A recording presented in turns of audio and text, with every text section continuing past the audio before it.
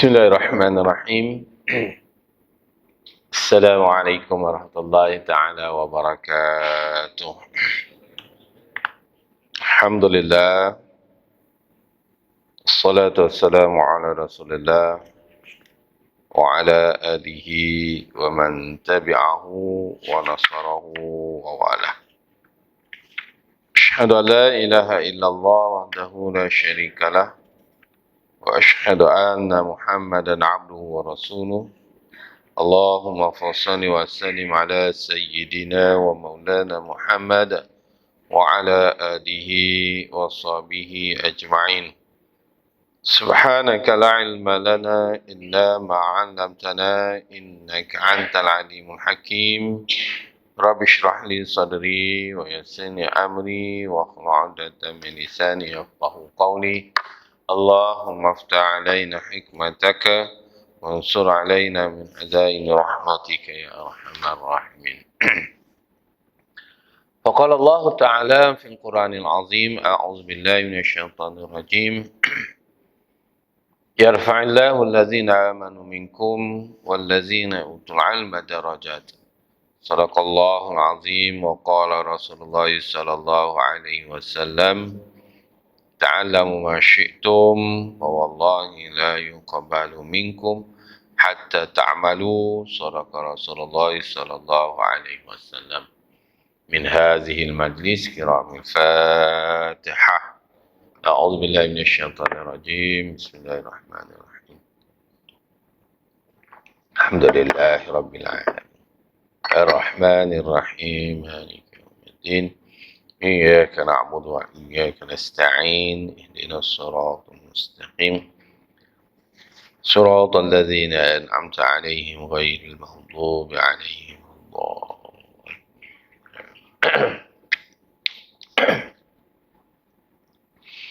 Bismillahirrahmanirrahim. Ma'asyiral muslimin muslimat, tetamu Allah yang dimuliakan, maka bakal syurga yang dinantikan, ada zikir yang dirindukan, tuan haji maupun hajah, tuan-tuan, puan-puan, hadirin hadirat muslimin muslimat, bapa, ibu-ibu, anak-anak yang dikasihi, yang dirahmati, yang dimuliakan oleh Allah Subhanahu wa taala. Alhamdulillah, sama-sama kita memanjatkan setinggi-tinggi kesyukuran kepada Allah SWT kerana dengan izin dan inayahnya dapat kita berkumpul lagi, berhimpun dalam satu majlis namanya Raudhatul Jannah ataupun Taman Syurga.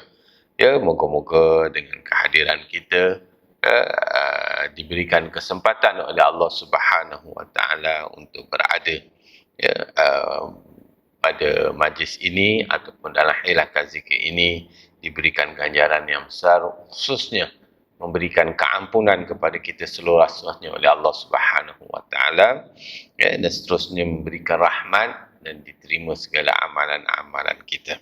Dan alhamdulillah juga kita memanjatkan setinggi kesyukuran kepada Allah SWT setelah kita masuk pada tanggal yang ke-19 dari bulan Zulhijjah. Dan tahniah diucapkan kepada semua yang terlibat dengan ibadah korban sepanjang Hari Raya Aidiladha yang lepas. Moga-moga ibadah korban yang dilakukan oleh peserta-peserta korban dikurniakan oleh Allah Ta'ala sebagai ibadah yang menghapuskan dosa, yang diterima korban mereka sebagai korban yang teristimewa, yang terbaik di sisi Allah Subhanahu wa taala, insyaallah. Begitu juga dengan petugas-petugas yang bertungkus lumus melaksanakan ibadah korban, saudara-saudara kita yang berkorban, moga-moga kita tak dapat mengorbankan binatang korban kita korbankanlah sifat tamak, sifat dengki, sifat haloba, sifat hasad kita, sifat-sifat mazmumah, agar kembali kepada ketaatan dan sifat-sifat mahmudah. InsyaAllah, moga akhir bulan Zulhijjah ini kita masuk pada awal tahun. Lebih kurang 11 hari lagi untuk kita memperkasa dan memperelokkan tindakan amalan kita kepada Allah Subhanahu wa taala dengan mukhlisina lahuddin insya-Allah. Begitu juga kita mohonkan moga ya saudara mara kita, ahli keluarga kita, ya sahabat handai, jiran tetangga yang dijemput sebagai tetamu Allah dapat mereka melaksanakan ibadah haji dengan sempurna dan beroleh haji yang mabrurah insya-Allah. Moga-moga haji yang mabrurah itu memberikan keampunan daripada Allah Subhanahu Wa Taala dan seterusnya diberikan ganjaran syurga yang tidak ternilai di sisi orang yang telah melengkapkan rukun Islamnya yang kelima, dan insya-Allah. Dan alhamdulillah kita berada dalam taman syurga ini. Moga-moga Allah memberikan kemudahan, Allah mengangkat derajat kita. Sebab itu Allah SWT mengatakan yarfa'illahu allazina amanu minkum wallazina utul ilma darajat. Allah Ta'ala berfirman, Allah mengangkat derajat di kalangan orang-orang yang beriman di kalangan kita ini dengan beberapa derajat bagi orang yang menuntut ilmu. Jadi alhamdulillah kita berada dalam suasana menuntut ilmu. Jadi moga-moga memberi manfaat kepada kita bersama dalam kita menghayati program yang telah disusun atur oleh pihak pengurusan masjid untuk kita sama-sama mentelaah, sama-sama kita murajaah dan sama-sama kita muzakarah dalam perkara-perkara berkaitan dengan agama. Yang mustahak dalam bab agama ni tiada seorang pun yang boleh dakwa dia terbaik dan dia yang terpandai, tidak. Sebab itu dalam agama Allah SWT mengatakan fas'alu ahla zikri in kuntum la ta'lamun. Dalam bab agama ni banyak kita perlu berbincang, bermuzakarah, bermentalaah dan juga dapat kita murajaah. Kerana Allah Ta'ala kata bertanyalah kepada ahlinya. Kalau bab agama, tanyalah ahli dalam bab agama. Khusus kalau kita di negara kita ini, iaitu yang otoritinya, iaitu Jabatan Mufti, Jabatan Agama Islam, guru-guru agama yang bertauliah, guru-guru agama yang berotoriti untuk mengeluarkan kenyataan-kenyataan berkaitan dengan agama. Itu maksudnya fas'alu ahla zikr, pada orang yang ahlinya. Kadang-kadang kita bila bab-bab agama ni banyak kita bertanya kepada umum, kepada orang yang kita anggap mereka itu faham agama. Bukan salah, tetapi dikhawatiri jawapannya itu tidak menepati kawaid yang telah disusun atur oleh alim ulama terdahulu ataupun melalui dalil-dalil yang sahih yang boleh kita ambil sebagai dasar. Mungkin bila kita bertanya dengan kawan-kawan kita, sekadar maklumat bukan jawapan. Sekiranya nak pastikan kita tanya kepada orang yang ahlinya. Ini kadang-kadang kita ni tuan-tuan pukul rata. Tukang ubat pun ustaz juga. Tukang ubat. Dia baca ayat jampi, ustaz juga. Payah tuan-tuan. Ustaz bukan boleh main letak-letak gitu, ustaz. Ustaz ni kepada orang-orang yang dia ada qualified.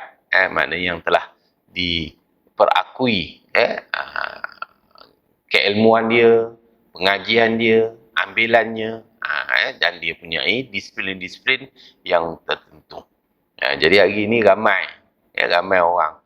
Bolehlah kita bukan nak kata dia tak layak jadi ustaz, tapi pastikan dia itu telah menepati syarat-syarat dan kriteria-kriteria sebagai asatizah ataupun murabbi, insya-Allah. Jadi barulah kita dapat jawapan yang lebih tepat dan lebih jawapan yang bersesuaian dengan soalan-soalan yang diberikan, insya-Allah. Sekiranya pandangan mereka satu pandangan, kita boleh terima ataupun boleh menolak. Tapi sekarang itu adalah dalil mengatakan itulah jawapannya, maka kita wajib terima. Itulah disiplin ilmu. Jadi alhamdulillah, moga-moga ilmu-ilmu yang kita perolehi dari program-program majlis ilmu ini memberi manfaat kepada kita. Baik, insya-Allah. Baik. Ma'asyiral muslimin muslimat tetamu Allah yang dimuliakan, alhamdulillah kita sambung kembali pengajian kita dalam bicarakan 50 tanda orang munafik menurut Al-Quran dan al-hadis. Ya, yang kalau ikut dalam hadis Nabi riwayat Muslim, ya, tentang munafik ini ada 3 ciri yang utama. Kata Nabi SAW dalam hadis itu, ayatul munafik salas. Ada tanda-tanda orang munafik tulen itu ada 3. Yang pertama dia kata iza hadasa kazab, apabila dia berbicara sentiasanya tak betul, ataupun menipu, ataupun berbohong, dusta. Itulah, hari ini ramai orang berdusta kerana nak mempertegakkan, ideologi dan juga fahaman mereka, walaupun apa yang dilakukan tak betul.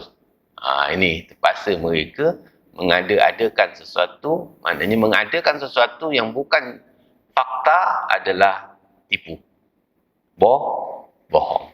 Jadi kita pun begitu jugalah tuan-tuan. Kalau kita ni kalah, kadang-kadang kita ni dah nampak kalah, nak kalah lah kan, nak kalah, mulalah dia buat karangan. Bila karangan ini yang namanya gulum, maknanya melampau batas.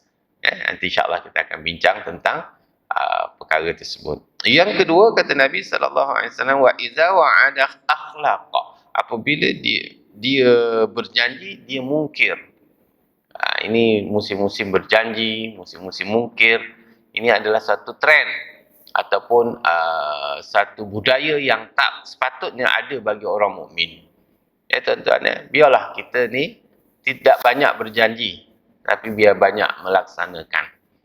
Kadang-kadang kita ni banyak slogan, banyak ucapan, banyak taburan-taburan untuk menyenangkan hati, tetapi hakikatnya tak dapat dilaksanakan. Ini antara ciri-ciri yang kita lihat memang dah jadi mainan dalam kehidupan kita hari ini. Lebih-lebih lagi dalam kita menghadapi media sosial yang terlalu luas. Kebanyakan kalau kita semak antara Allahumma salli sayyidina Muhammad, ungkapan-ungkapan ataupun paparan-paparan semasa ni ataupun media masa ni, kebanyakannya boleh saya kategorikan mengikut kajian saya lah, 70 ke 80% adalah bohong. Jadi kita ni kalau yang berpegang kepada iman, maka kita tak boleh layan benda yang bohong. Kadang-kadang bila bohong ni nampak macam betul, macam real. Sebab orang yang buat kajian, buat bohong ni, dia memang nak buat sesuatu supaya benda itu tak betul jadi betul. Jadi kita akan terseleweng daripada fakta dan juga perkara-perkara hak. Sedangkan Allah Ta'ala kata kulil haq, walau kata Allah Ta'ala kata, ya, wa qul ja'al haqq wa zahaqal batil. Sebab itu kita ni biarlah kita ni apabila telah datang wa qul ja'al haqq, apabila telah datang kebenaran, wa qul ja'al haqq wa zahaqal batil, maka terpadamlah, akan binasalah kebatilan. Jadi sebab itu kalau kadang orang yang berada dalam jalan hak ni tuan-tuan tak banyak, tak familiar, tak glamour, banyaknya dia terasing daripada yang bercerita bohong. Bercerita bohong ni banyak sambutan. Banyak sambutan. Yang ini yang kita bahaya, sebab itu akan melemahkan integriti kita sebagai seorang mukmin. Kemudian yang ketiga, kata Nabi SAW, jangan ada dalam sifat diri kita itu wa iza tumina khana, apabila diberi amanah kita khianati amanah kita. Jadi amanah ni luas, jadi sama-samalah kita jaga. Amanah khusus, amanah kita dengan Allah SWT, amanah kita dengan ahli keluarga kita, amanah kita dengan masyarakat, amanah kita dengan jiran tetangga, sahabat anda, ahli keluarga dan sebagainya. Itu kita kena jaga. Jadi amanah kita sebagai kepada agama, pastikan kita mencari jalan keluar perkara dalam yang kita sebut oleh dalam sehari semalam 17 kali, iaitu ihdinas siratal mustaqim. Ya Allah, tunjuki kami jalan yang lurus. Siratal ladzina an'amta alaihim. Ya, siratal ladzina, mana jalan yang telah engkau berikan nikmat kepada orang-orang yang terdahulu. Ghairil maghdubi alaihim waladdallin. Jangan kami termasuk dalam jalan orang-orang yang ghairil maghdub. Ya, maghdub ni maknanya yang engkau murkai, yang engkau benci, yang engkau marah, yang engkau tak suka. Waladdallin, dan juga orang-orang yang sesat. Maka kalau nak elak daripada perkara tersebut, kembalilah kepada kitab Allah dan sunnah Rasulullah dan kalam-kalam daripada ulama. InsyaAllah. Baik. Tuan-tuan hadirin hadirat muslimin muslimat terutama Allah yang dirahmati oleh Ta'ala, hari ini kita masuk tanda yang ke-38. 38 daripada kitab inilah, iaitu ghurur ataupun melampaui batas yang digariskan oleh Allah SWT. Ini selalu sifat yang ada pada diri manusia yang menganggap dia hebat, yang menganggap dia betul, yang dia saja betul. Ini yang bahaya ni tuan-tuan. Kita ni, maaf saya cakap buat kata orang kata apa, makan garam apa? Makan garam dulu apa kan ada peribahasa apa kata cikgu? Makan garam dulu kan? Kau ni apa tahu kau, aku makan garam dulu daripada kau. Itu istilah dia lah, maknanya kita orang lama raja bagus makan garam. Sebab tu Nabi menghormati orang yang lama, orang senior daripada dia, bukan kerana makan garam. Nabi menghormati orang senior kerana amalnya lebih. Kita ni, maaf saya cakap, maaf ayahanda di sini, saya tak kata tuan-tuan di sini. Kadang-kadang kita berpegang kepada peribahasa, saya dulu makan garam, kata kan. Itu yang kena darah tinggi. Maksud darah tinggi itu pengalaman dia mendahului orang yang sebelumnya. Maknanya orang yang kemudian dengan orang yang dahulu, dari segi approach-nya, dia telah melalui satu proses berbagai-bagai keadaan, senang dan susah. Dia dah merasai dahulu daripada orang yang kemudian. Betul? Yang itu kita akui sebab dia telah melalui dahulu daripada orang kemudian. Kalau kita pegang yang itu, kita boleh accept lah. Kita boleh terima. Tapi kalau dia asyik dia nak menang dia je, faham tak Ji? Mentang-mentang dia orang lama, kau budak-budak ingus belum kering lagi. Aku makan garam dulu daripada kau. Kalau nak menunjukkan tentang pengalaman, yes. Tapi kalau tentang ilmu, boleh tentu lagi. Kadang-kadang kita ni bila orang bagi maklumat, beri penerangan, beri hujah, dia tak nak terima sebab faktor dia lama. Orang lama. Jadi ini antara perkara yang patut kita kena semak. Wahai saudara-saudara yang berumur ni tuan-tuan, kita menghormati. Sebab itu Nabi menghormati orang lama kerana amalnya lebih banyak daripada orang baru. Orang muda lah, lebih kurang lah. Orang lama ni tuan-tuan, maknanya dia beramal lebih banyak.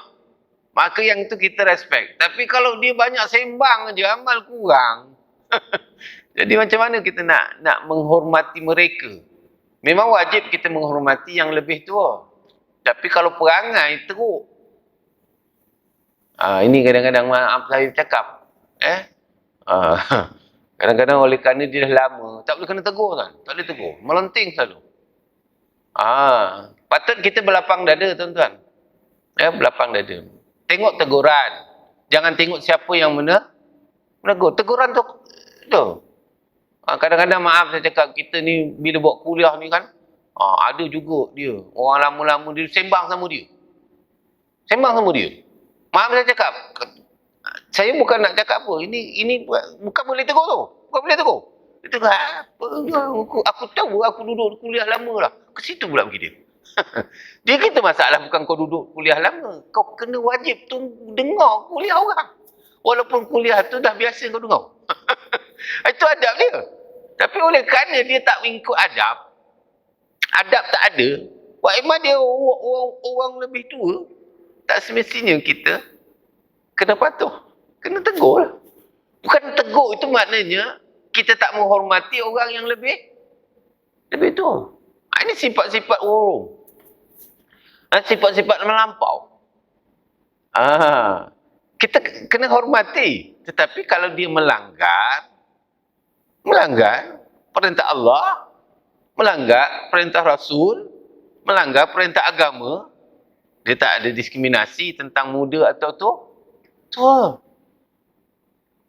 Kan? Mak dia cakap, kadang yang golongan senior ni, dia lebih suka berkumpul di kedai daripada berkumpul di masjid. Patutnya dah kena kumpul kat masjid lah. Sebab tak lama lagi nak kena bawa ke masjid.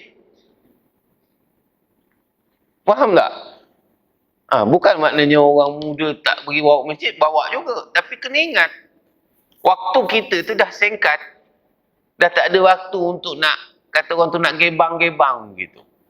Sebab itu kena hati-hati tuan-tuan. Ya, apabila kita melihat dalam ciri-ciri ataupun tanda yang ke-38 ini, melampau batas. Melampau kerana dia terlalu lama. Orang lama kata orang. Kalau buat orang lama ni tak boleh tegur orang. Orang lama ni. Pasal dia kata, aku lama, aku buat kerja ni 20 tahun. Kau baru apa? Dia mula gunakan kaedah keranalah lama. Sebab itu saya pernah, Tok Guru saya dulu pernah cakap, dia kata, kalau nak kira lama, kau nak kira lama lah, kira lama kan? Kira lama. Unta tu lebih lama daripada Arab. Unta dekat Saudi tu ataupun di Arab tu, lebih lama hidup daripada orang Arab. Tapi kenapa unta tu tak dipanggil syekh? Kenapa unta tu tak panggil syekh? Panggil orang Arab syekh. Orang Arab je syekh. Syekh tu tua lah, orang tua lah. Kalau kita ni kata encik, tuan lah. Cik. Ya Sayyid. Ya Sayyid ni maknanya tuan lah. Tuan ataupun orang yang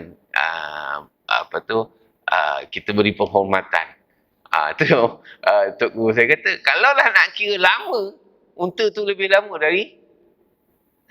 dari orang Arab. Tapi tak pernah lagi orang panggil unta tu Pak Syekh. Tak pernah lagi. Jadi lama itu bagus, tetapi jangan kita gunakan imuniti orang lama sehingga kita menghalang perkara yang dibenarkan oleh Allah SWT. Ini kena faham. Boleh tak lain macam tu hari ni tengok. Semua tengok saya ni macamnya. Ustaz ni mulut ni nak kena cili ke mak. Saya bukan kata tuan-tuan yang ada di sini. Tuan-tuan ada ni semua ahli syurga tuan-tuan. Alhamdulillah. Saya nak cerita ni perangai orang-orang lama kita ni yang susah nak dapat ditegur. Kerana dia dah melampau. Dia dah melampau. Kalau dia buat benda yang betul, kita kena ikut. Betul tak dia? Sebab pengalaman dia, lamanya dia, ilmunya dia, dan dia beramal lebih daripada kita, kita kena respect. Tapi kalau dia tak boleh bagi apa manfaat pada kita, kita tak boleh nak, kita kena tegur mereka. Baik. Perbuatan melampau batas yang digariskan oleh Allah Subhanahu Wa Taala berarti menurut kehendak hawa nafsu. Sehingga boleh tersesat dan menyesatkan pada jalan yang benar sebagaimana yang dilakukan oleh kaum Yahudi dan Nasara. Baik itu tuan-tuan, kita hari ni tengok agama tuan-tuan. Agama ni yusran, mudah. Tapi dia terlampau. Terlampau-lampau. Buat sampai melampau-lampau. Sebab itu ada setengah-tengah agama, sebab itu tuan melampau sampai mencederakan, sampai terpaksa melukakan, menjadikan satu kepayahan. Padahal agama tu mudah. Jadi payah. Pasal apa? Pasal ada orang yang ketegak, kata orang utara. Jenis tak boleh nak bawa bincang. Asyik dia je. Pasal dia kata, aku dah biasa buat lah bertahun lah. Maaf cakap lah. Susah benda-benda macam ni. Tuan-tuan, kita kena berlapang dada. Sebab itu orang Yahudi dan Nasara, mereka dilaknat oleh Allah dan dikutuk. Pada asalnya mereka adalah mendapat wahyu daripada Allah melalui kitab Taurat dan Injil, melalui nabi-nabi mereka. Tapi mereka melampau. sehingga menolak apa kebenaran yang datang kemudian. Sebab itu mereka pernah berkata, dia kata, macam mana kami nak ikut Nabi Muhammad? Macam mana kami nak ikut Muhammad, dia kata. Sedangkan Muhammad tidak berada ketika Isa. Isa dengan Muhammad, dia kata, Nabi Isa dengan Nabi Muhammad, siapa dulu? Dia kata. Nah, saya memang kita mengakui Nabi Isa dengan Nabi Muhammad, mesti Nabi Isa dahulu. Kalau Nabi Isa kemudian, sesuatu yang ganjil lah. Nabi Muhammad kemudian khataman Nabi. Dia kata, macam mana saya nak percaya Nabi Muhammad sedangkan saya lebih percaya kepada orang yang berada pada zaman Nabi Isa. Sebab itu keimanan, tuan-tuan. Kenapa kita kena percaya kepada Nabi Muhammad sedangkan Nabi Muhammad tak pernah hidup sezaman dengan Nabi Isa? Betul, setiap Nabi dia tak hidup bersama kecuali Nabi yang bersama seperti Nabi Musa dengan Nabi Harun, ya, Nabi dengan Nabi Khidir. Itu antara yang dia duduk sezaman. Tetapi kita kena yakin. Sebab ini kita jangan sampai terbatas, lampau batas, kerana apa yang dihujahkan, wala yantiqu anil hawa illa wahyu yuha. Ya, Allah Ta'ala dah kata dah, sesungguhnya Nabi Muhammad itu tidak akan mengungkapkan sesuatu hukum hakam kecuali apa yang telah diwahyukan. Maknanya telah diperintahkan Allah melalui Nabi Muhammad. Sama seperti Nabi Isa, Nabi Musa, Nabi Harun, Nabi Ibrahim, Nabi Sulaiman. Mereka tidak berkata dengan hawa nafsu mereka kecuali mereka mendapat petunjuk dari pencipta, iaitu Allah. Sebab itu kita ada Al-Quran, pengungkai segala masalah. Sebab itu sebab yang bercakap pada Al-Quran itu menjelaskan cerita yang berlaku kepada Nabi Isa AS ialah Allah yang mengkabarkan kepada Nabi sebagaimana jalan ceritanya Nabi Isa. Jadi kita tolak. Setengah-setengah faham. Sebab orang Yahudi Nasara menolak. Mereka tak mau terima Nabi. Mereka nak pakai dengan Taurat mereka dan juga Injil mereka. Sebab itu dalam Islam, apabila mereka berpegang teguh kepada Taurat tanpa mengubah, mereka dikirakan ahlul kitab. Mereka sebagai ahli kitab. Dan apabila sembelihan mereka, dan dari segi hukum hakam perkahwinan ketika itu, ya, diterima pakai. Mengahwini ahli kitab dan juga sembelihan juga apa yang dilakukan. Sebab mereka berpegang kepada kitab yang tidak diubah. Apabila mereka ubah, itu namanya ghurur, iaitu melampau lebih daripada perintah Allah. Sebab itu apabila berlaku dalam agama perubahan melampaui daripada hak Allah Ta'ala dan Rasulnya, maka kita kena tolak. Kena tolak. Sebab itu Allah Nabi SAW mengatakan dalam riwayat Muslim, dia kata apa? Nabi sebut 3 kali dalam hadis itu. Dia kata apa? Halaka halaka, kata Nabi SAW, halaka al-muntanatti'un. Halaka al-mutanatti'un. Apa dia? Musnahlah, celakalah, binasalah golongan yang melampau batas. Nampak? Maknanya kita nak buat lebih daripada yang kemampuan. Sedangkan Allah Ta'ala kata, la yukallifullah nafsan illa wus'aha. Tidak aku perintahkan kamu melakukan suatu ibadah mengikut kemampuan. Sebab itu dia ada mubah, dia ada harus, dia ada sunat, ya, dan dia ada wajib. Kalau wajib, imam wajib pun ada ruksah. Nampak Islam, dia ada ruksah. Apa ruksah? Ada kelonggaran. Macam kita musafir.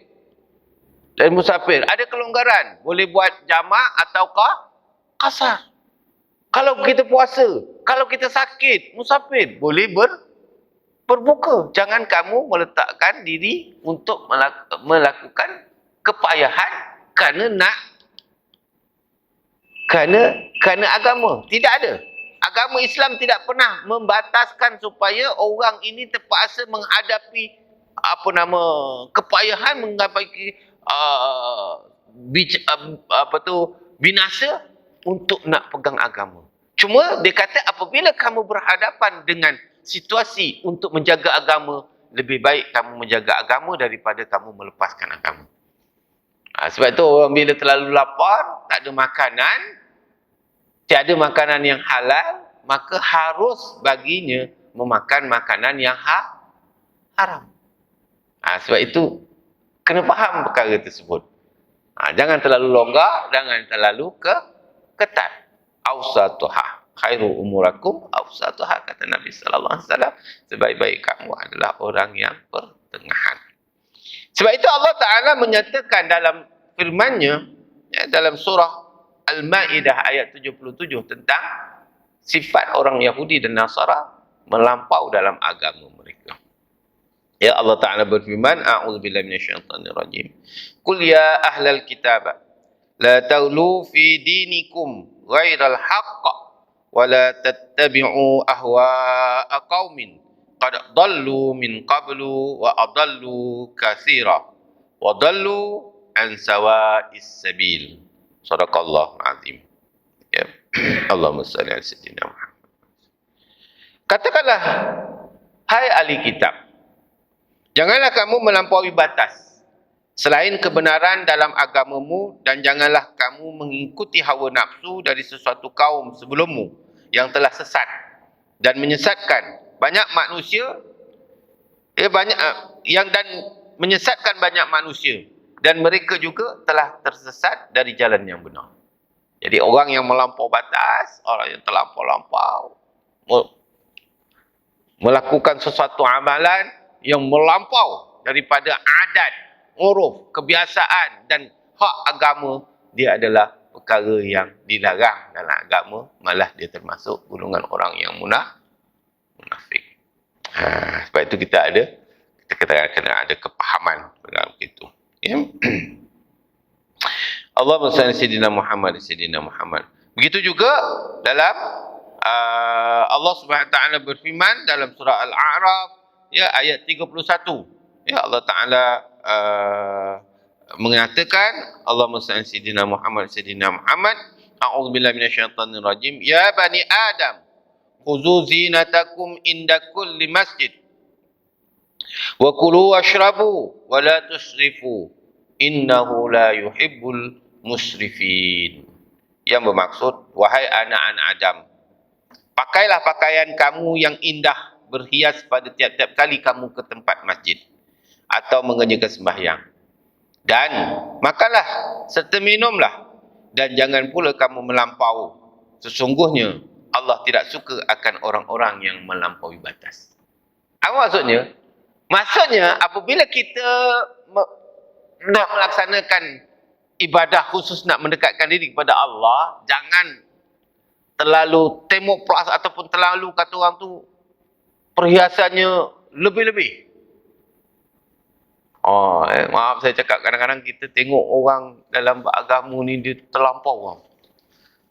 Kalau Nabi kata berhias ni pakai yang menutup aurat, yang bersih, yang elok, yang selesa.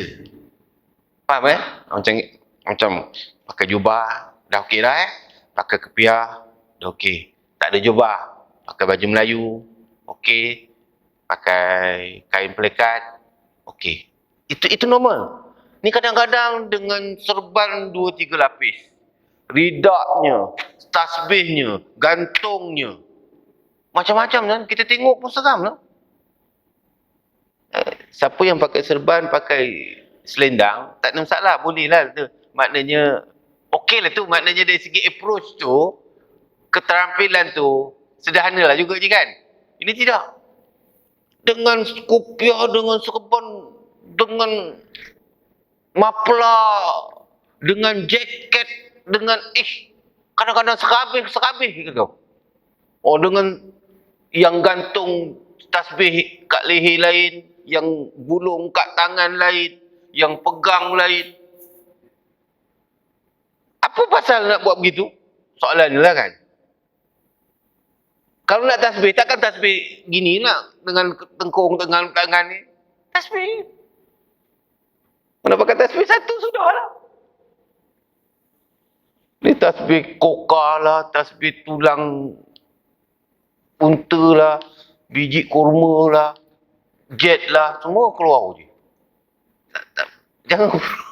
Ini dia antara kita antara yang kadang-kadang kita tengok Islam tu comel, jadi nampak approach daripada orang yang terlampau, dia terlalu taksub dengan gini-gini pakai, sampai kita tengok alah naik seram ni.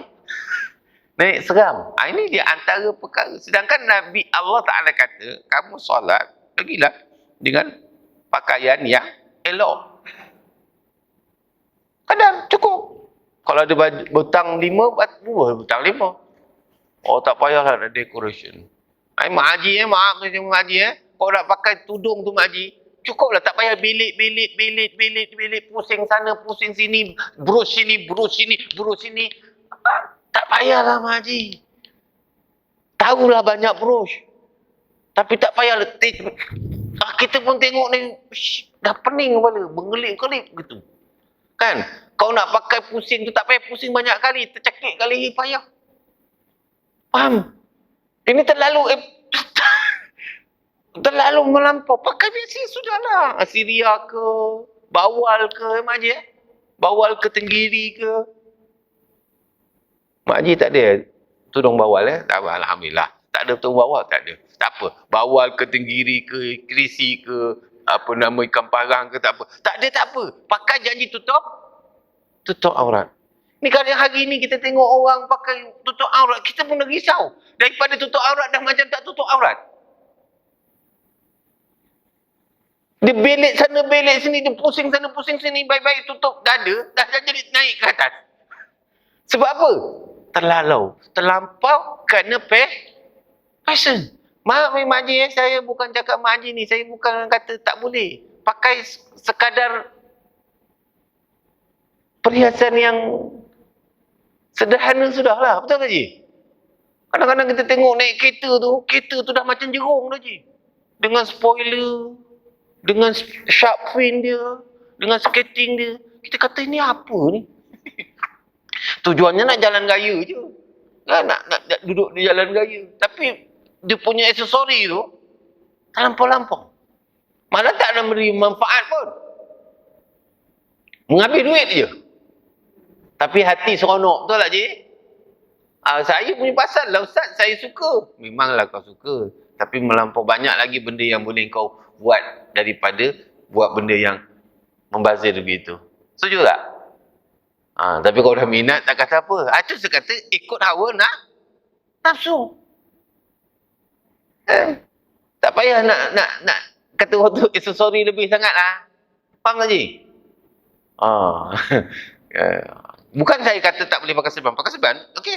Normal lah pakai serban, selendang. Cukup. Tak payah duk. Tak apa lagi yang diikat dengan pinggang lah, hapung lah. Macam-macam lah.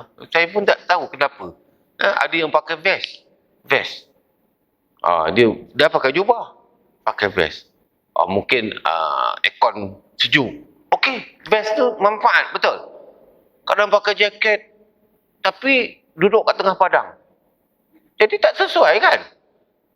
Kadang kita ni meletakkan sesuatu tu ikut suka tau. Bukan mengikut keperluan.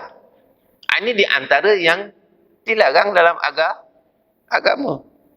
Sebab boleh mendatangkan kesesatan. Sebab bila orang melihat Islam macam tu kau. Islam macam tu kau. Menyusahkan. Itu yang orang jadi takut. Faham tak ni? Kalau buat majlis kenduri kahwin waimah, ya Allah kita tengok seram je. Seram. Ini majlis apa nama? Kalau majlis kahwin ni pastikan ada pasangan, ada jamuan, jemputan dan sebagainya.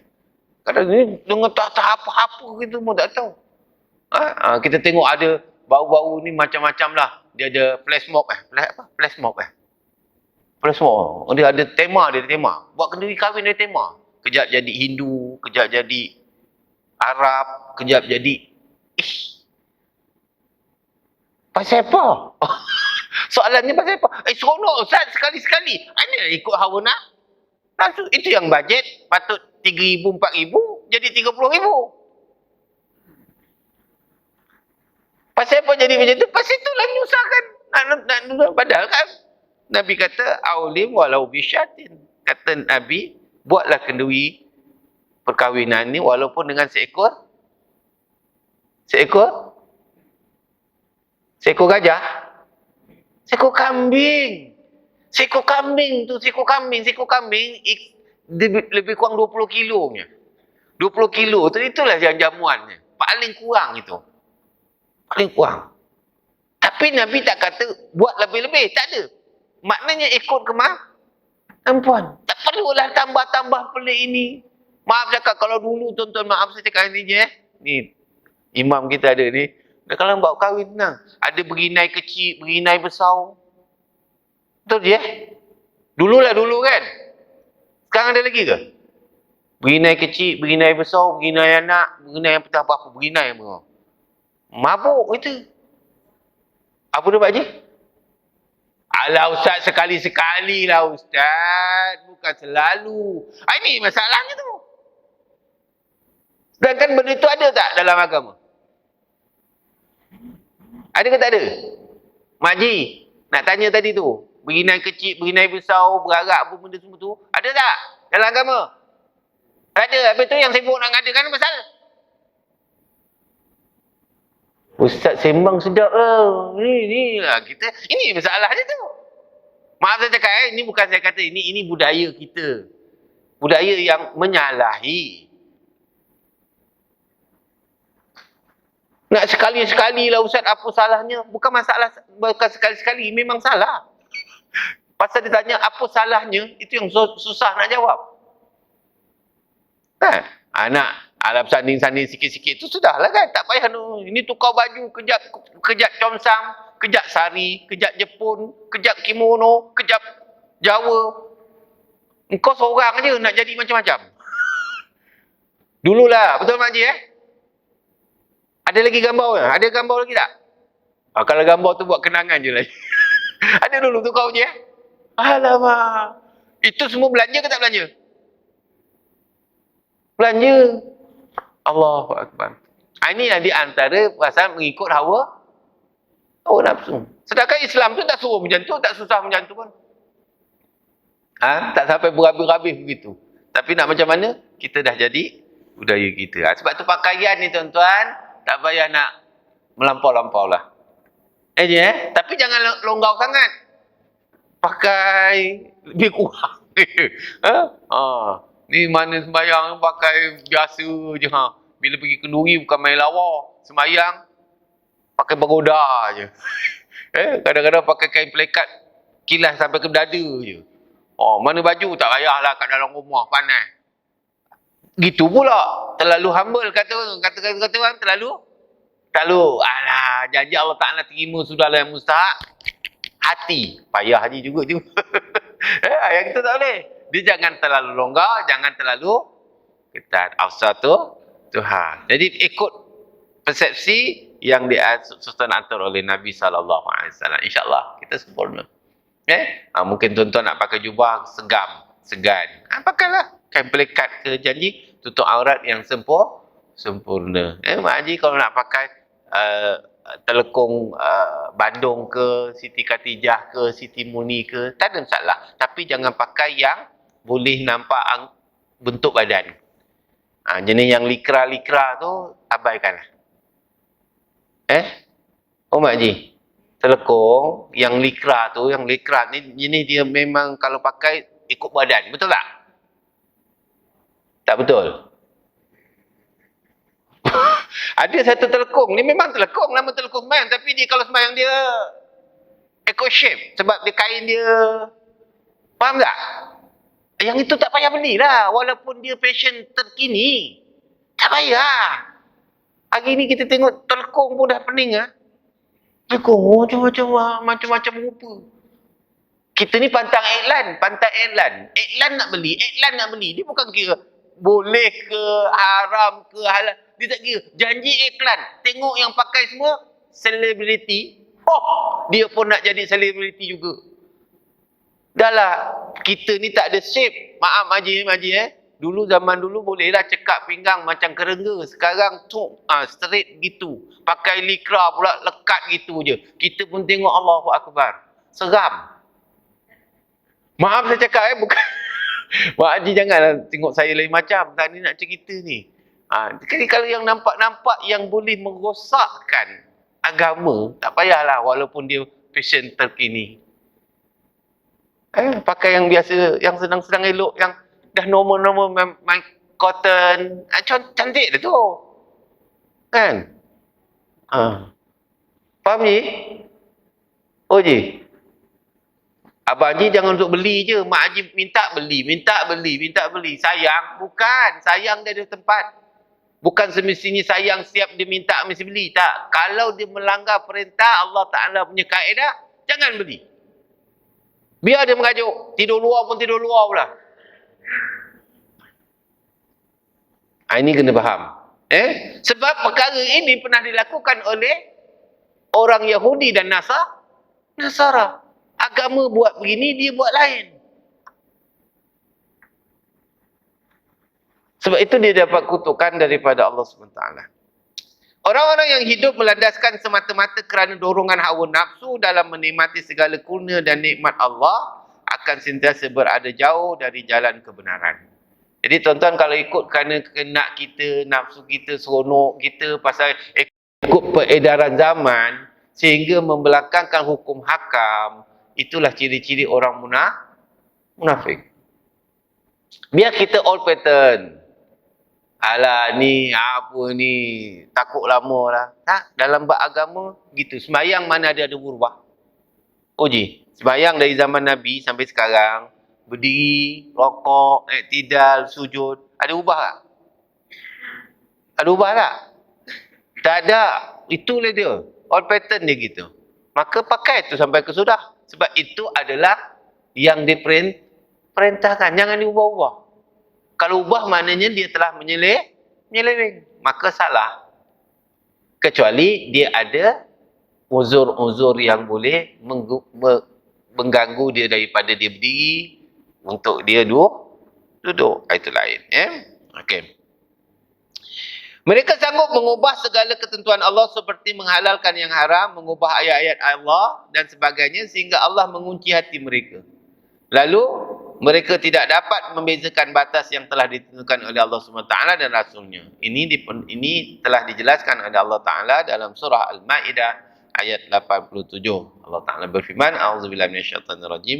Ya ayyuhallazina amanu, la tuharrimu tayyibat ma ahallallahu lakum wa la ta'tadu. Hai orang-orang yang beriman, janganlah kamu mengharamkan sesuatu yang baik yang telah dihalalkan Allah bagimu dan janganlah kamu melampaui batas. Baik, tuan-tuan kita ni semua dah peringkat 5 siri, 6 siri, 7 siri. Doktor adalah teman rakan kita, teman karib kita. Doktor adalah teman karib kita. Faham? Maka kita pun dah ada 3 serangkai. Macam-macam lah rangkai-rangkai punya. Bila dah 5-6 siri ni je itu dah faktor umur. Jangan ada masalah. Baru ni kawan saya buang kanta. Tukar baru. Bila tukar baru, dia kata terang Ustaz. Tapi dia punya fokus tu tak boleh. Sebab saraf otak belum boleh kontak. Dia cuma gabung dekat. Dia buat pembedahan, tukarkan kanta. Dah terang dah, Alhamdulillah. Terang. Dari segi terang, dia nak terang. Tapi dari segi fokus, dia tak boleh fokus. Terang tu jaraknya dia tak boleh nak beza. Jarak dekat. Jarak dia jauh dekat dia tak boleh. Dari satu kontak, dia dah okey. Faktor umur. Lepas tu, dia cakap doktor kenapa ni? Lambat sikit lah sebab faktor umur. Doktor pun cakap faktor umur. Tapi dia nak ada, teknologi kan ada. Boleh, tak ada masalah. Kalau tuan tak keberatan, bolehlah. Tak ada masalah. Tapi kalau mengganggu, lebih baik mana yang Allah Ta'ala bagi. Teknologi itu kita tak salah. Cuma keperluan itu mendesak atau tidak. Baik. Allahumma salli sayyidina Muhammad sayyidina Muhammad. Macam kita ni, doktor dah bagi kan, ada kencing manis, ada darah tinggi, ada kolesterol apa benda.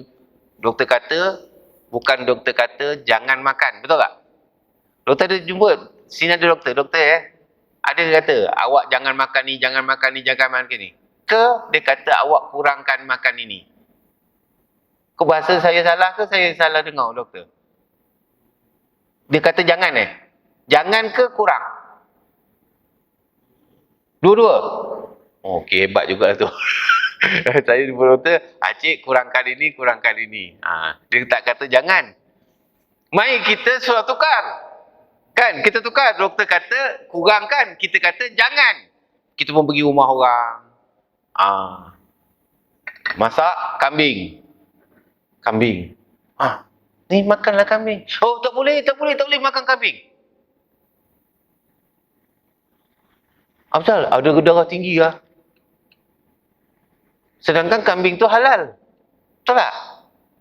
Dia kata bukan jangan. Jangan ni memang pangkah rasuk kan.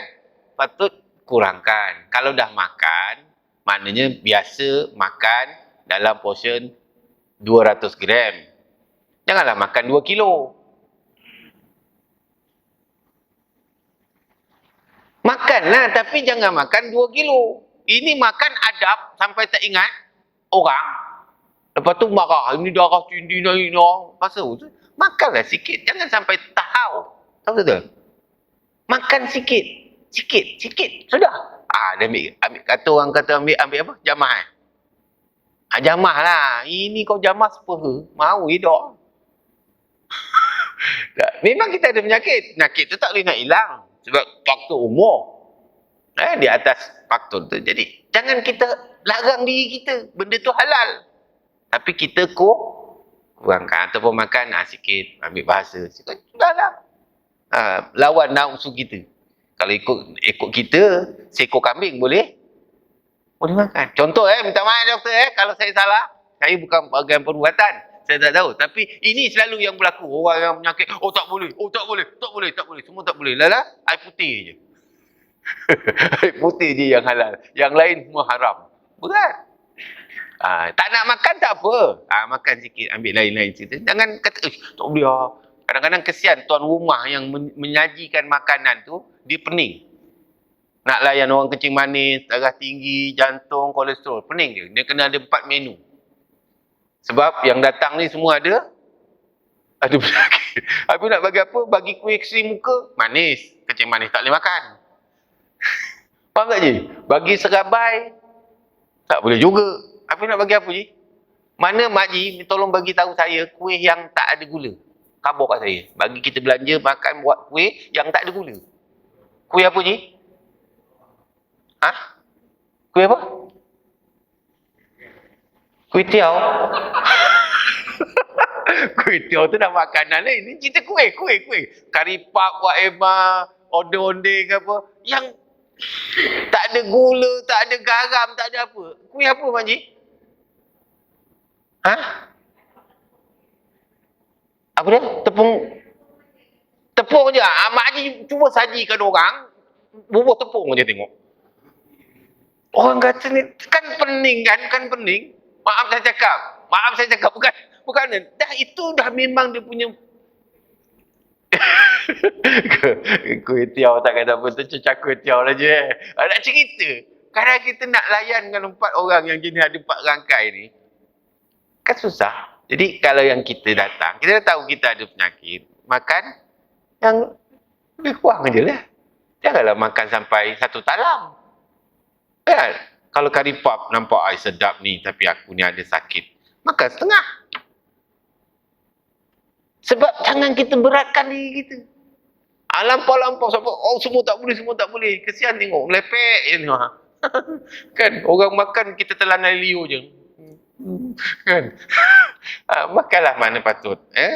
Tak boleh nak salahkan tuan rumah. Tuan rumah kan tahu kita datang ni ada penyakit dia saja. Dia tahu nak jamu. Itu dia antaranya. Sebab itu, benda yang halal jangan diharamkan. Orang yang berpantang ni jangan mengharamkan makanan. Tak nak makan, sikit je. Jangan makan banyak.